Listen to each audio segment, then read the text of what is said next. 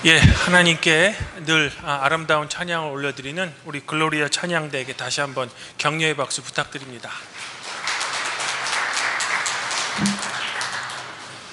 하나님 우리 아버지와 우리 주 예수 그리스도로부터 오는 은혜와 평강이 오늘 이렇게 주일 공동 예배 참석하신 모든 교우에게 함께 있기를 바랍니다. 요즘은 기후 위기 때문인지요, 폭설이 자주 내립니다. 이번 주 수요일도 이제 눈이 내린다고 합니다. 그래서인지 요즘 인터넷에 자주 이제 검색되는 글 또는 이제 짧은 만화가 하나 있습니다. 제목은 이제 한국군과 그리고 이제 미군의 차이라는 그런 글인데요. 내용은 이렇습니다. 아마 이 글을 쓴 사람은 카투사 출신인 것 같습니다. 그가 이제 군복무를 할 때 이제 폭설로 인해서 한국군과 미군에게 이제 비상 근무 지침이 내렸다는 겁니다. 그런데 한국군과 미군에게 내린 지침이 각각 다르다는 겁니다. 이를 소개하면 이렇습니다.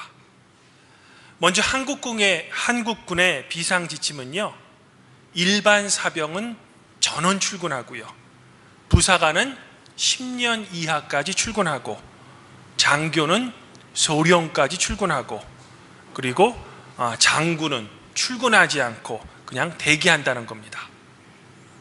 만일 긴급 상황이 발생하면 이제 보좌관은 비서실장을 통해 장군에게 보고한다는 겁니다. 이에 이제 장군에게까지 보고가 여러 단계여서 최종 결정이 당연히 늦어지는 거죠. 반면 미군의 지침은 장군은 전원 출근하는데요, 반드시 자기 차량으로 직접 운전해서 출근하고요, 장교는 대령급까지 출근하고요, 부사관은 주임 원사가 장군처럼 자기 차량을 이용해서 출근해야 한다는 겁니다.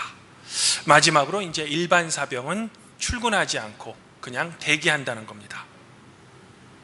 이런 지침 때문에 아마 비상 상황실에서 한국군은 이제 병장이 전화대기를 하고, 미군은 대령이 바로 옆에서 이제 전화를 대기하는, 우리 눈에는 이제 묘한 그런 모습이 연출된 겁니다. 좀 어색하죠. 그래서 한국군 병장이 좀 궁금해서 미국 대령에게 물어봤다고 합니다. 왜 미군은 대령급 이상 그리고 이제 장군까지 출근하느냐라고 이제 물어보았다는 겁니다. 이에 미군 대령은 계급이 높을수록 권한과 책임이 많고 결정할 수 있는 의사결정이 넓으니까 본인이 상황 판단을 한 다음에 결정하고 장군에게 직접 보고하면 일 처리가 매우 빠르고, 만일 일이 잘못되는 경우는 본인만 책임지면 된다라고 대답했다고 합니다. 반면 한국군은요, 병장이 판단해서 행정 담당관에게 보고하고, 행정 담당관은 보좌관에게, 보좌관은 비서실장에게, 마지막으로 비서실장은 장군에게 말하고, 장군이 판단해서 지시하면 역으로 비서실장, 보좌관, 행정담당관, 그리고 마지막으로 대기하고 있는 병장에게 말하면 그때 이제 일처리가 비로소 이루어진다는 겁니다. 그리고 만일 문제가 생기면 결정을 한 병장에게 모든 책임이 떠넘겨진다는 겁니다. 상황 대처가 매우 느리고요, 비효율적이지만 우리네 문화에서는 매우 익숙한 이제 그런 모습이라는 겁니다. 우리 주변의 사회에서 아주 자주 볼 수 있는 그런 상황이라는 겁니다. 성도 여러분, 오늘 복음서 말씀을 요약드리면 이렇습니다. 병자들과 귀신 들린 사람을 고치시는 예수님의 권위, 그리고 그 능력에 많은 사람이 예수님을 찾아옵니다. 근데 예수님을 찾아온 사람들이 너무 많아지자 예수님께서는 이들 모두를 가르치시기 위해서 한 가지 방법을 선택하십니다. 그것은 밤새 고기를 잡다가 이제 고기잡이를 막 마친 한 배에 오르신 후에 그 배를 육지로부터 조금 떨어지게 한 후 백성들에게 하나님의 말씀을 가르치셨다는 겁니다. 왜냐하면 한 사람이 많은 대중을 가르치기 위해서는 어느 정도 거리가 유지되어야 하기 때문입니다. 마치 이 설교단과 여러분이 앉아 계신 사이가 거리가 있는 것처럼 말입니다. 이제 말씀을 막 마치신 예수님께서는 당신이 타신 배의 원래 주인이었던 베드로에게 깊은 데로 가서 고기를 잡으라 라고 요청하셨다는 겁니다. 고기를 잡는 일이 다 끝났음에도 불구하고 말입니다. 사실 예수님의 이 요청은요, 이곳 겟네사렛 호숫가에서 잔뼈가 굵은 전문 어부 베드로의 관점과 눈에는 상식적으로 이해가 안 되는 그런 요청입니다. 왜냐하면 고기는 원래 밤에 잡히고요, 또한 고기를 잡으려면 예수님의 요청인 깊은 곳이 아니라 얕은 곳에 그물을 던져야 하기 때문입니다. 즉 전문 어부 베드로의 눈에는 목수 출신의 예수님의 이 요청은 앞뒤가 안 맞는 무리한 요청이라는 겁니다. 하지만 베드로는 무슨 이유인가 예수님의 이 어이없는 요청에 그냥 순종합니다. 그러자 그물이 찢어질 정도로 고기가 많이 잡혔다는 겁니다. 놀라운 이적이 일어난 거죠. 이에 놀란 베드로는 예수님의 무릎 아래 엎드려 자신이 죄인임을 고백하며 예수님께 떠날 것을 요청합니다. 너무나도 두려웠기 때문이죠.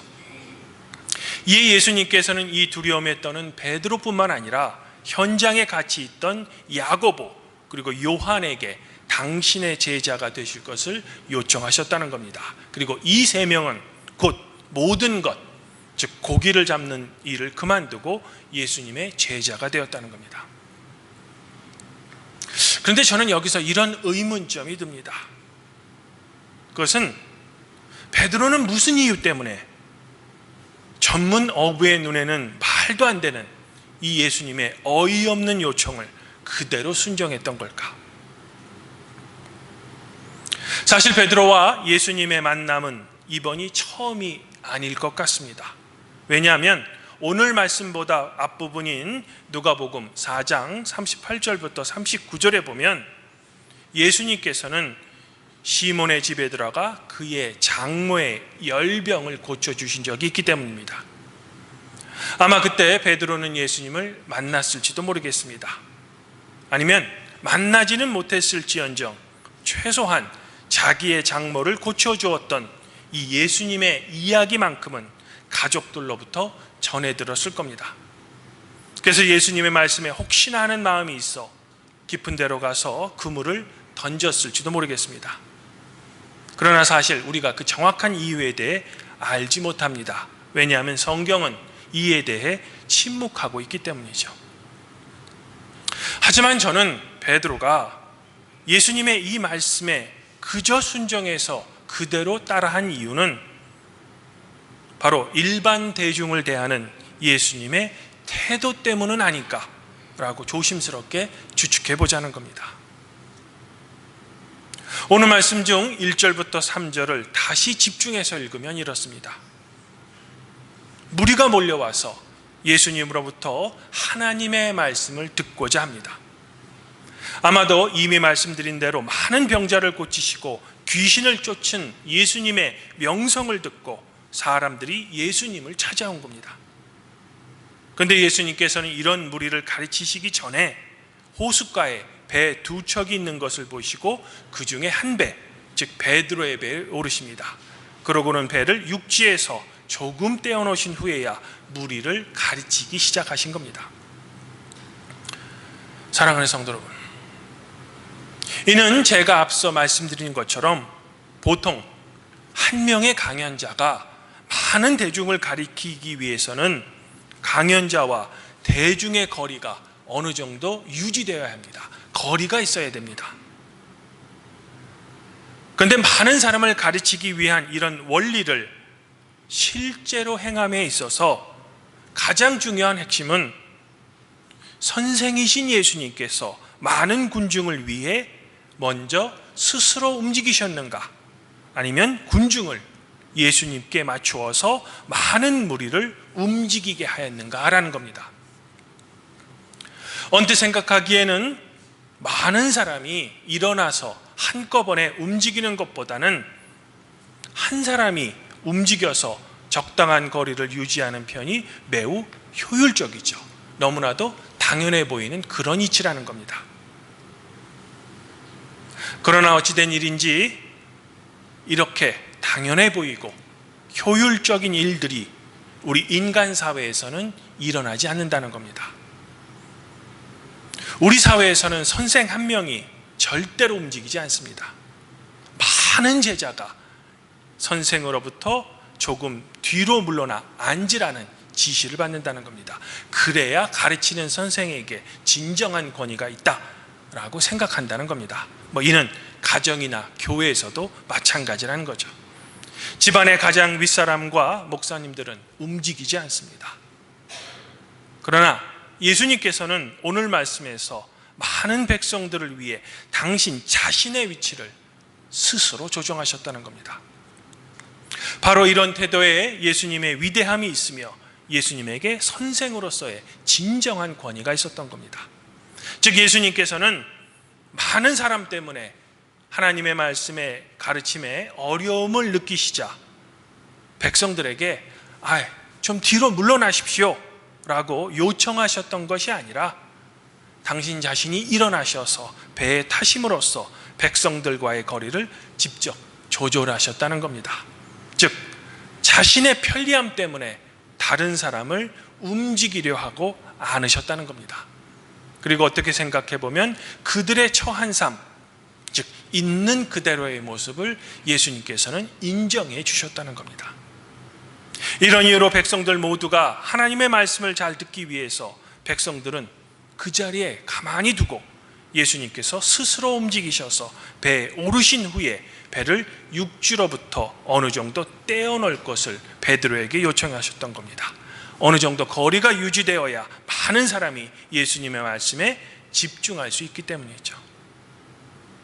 즉 선생이신 예수님께서는 우리 인간 사회의 통념을 깨시고 선생님이심에도 불구하고 많은 사람을 위해 손수 움직이신 겁니다. 사랑하는 성도 여러분,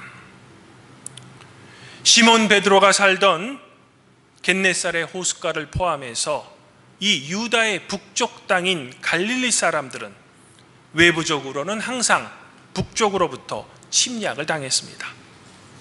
그리고 내부적으로는 자신의 권력 유지와 부의 축적에만 오로지 관심이 있는 예루살렘의 지도층에게 항상 착취당했습니다. 다시 말해 이중적인 착취를 받아온 그런 사람들이라는 겁니다.